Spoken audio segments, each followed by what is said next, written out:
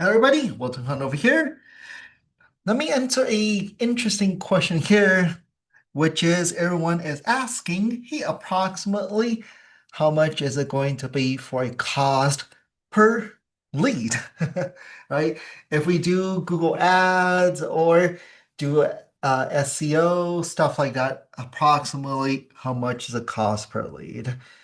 And of course, it's gonna be tricky, right? It really would come down to a few things. The more established the channel is, I'll just general thumb. The more established a channel, the more competition using that strategy.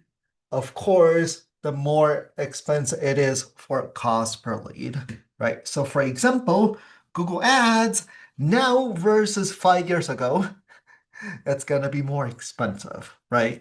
So Facebook ads, same thing, used to be very, very cheap.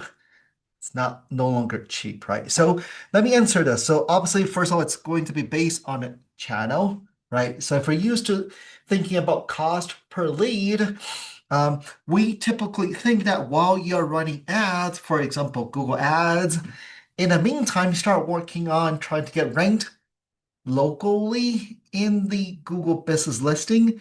And also long term, try to get ranked organically because those are a little bit more organically. They don't cost you anytime somebody click on it.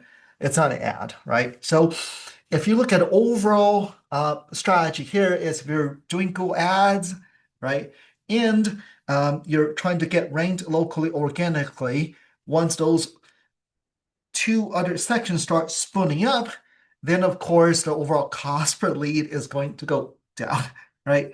And also, looking at the cost per lead, it's also going to be focusing a lot on your overall reputation and overall branding, right? For somebody that's a little bit less well known, if somebody goes and try to Google you, you don't have much reviews, not much presence out there, of course, less people are going to trust you, right? Then when they click on ad of yours or even they go on your website, they're not gonna call you, right? Also, that also heavily weighs on how good is your website, right? The more uh, information on your website, who you are, what you do, how are you different, right? The more likely they're going to call you, and that would lower the cost per lead, right? Plus, for those industries, for example, um, right, trades, home care, for example, it's not everyone who is Googling you, they're going to need your services right away.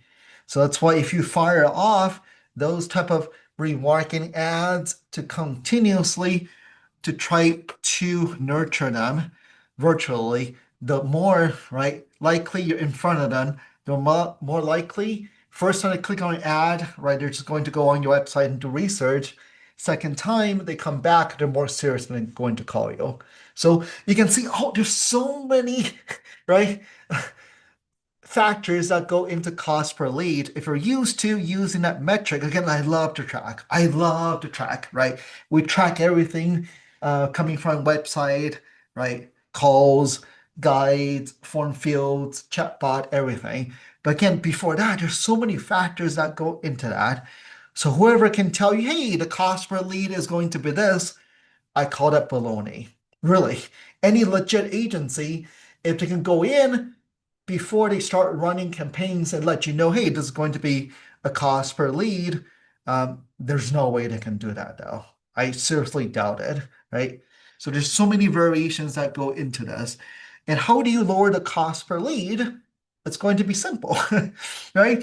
So of course, the more reviews you have, the more people trust you, so the more likely they're going to call you, right?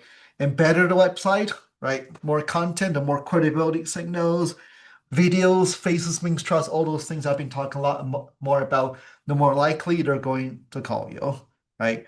And this overall trustworthiness, online, offline, a lot of people heard about your brand, of course, right?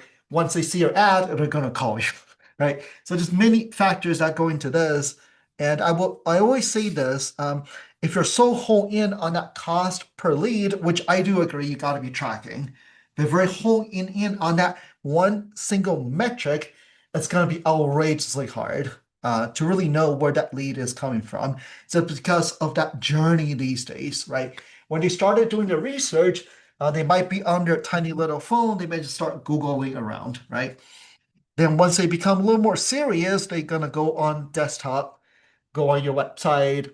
Then subsequently, they might go on Yelp, right? They might go on social media. So it's very, very hard to track the final how they got to you. So again, right, in the good old days, if you only do one advertising, one marketing, it's so easy to track where the leads are coming from, right? When you're small, as you started getting, um, right, more and more clients, more and more doing more and more marketing, it's going to be harder and harder to track, though. Again, I'm all for tracking. I love to track. I'm an engineer. I track like crazy, but I know, right, that one-to-one, right, attribution does not exist anymore.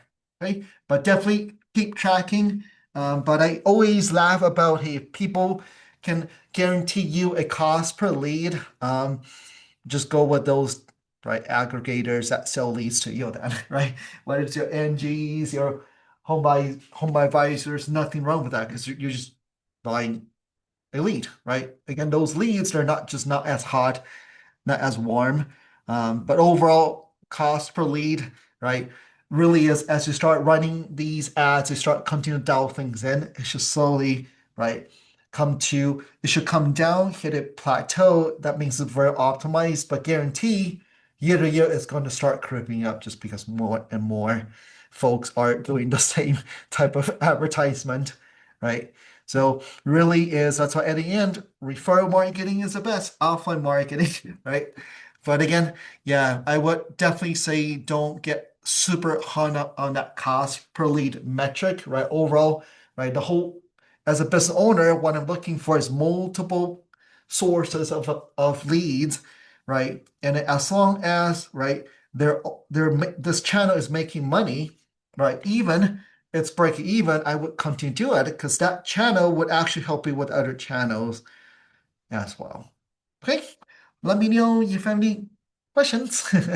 Bye bye.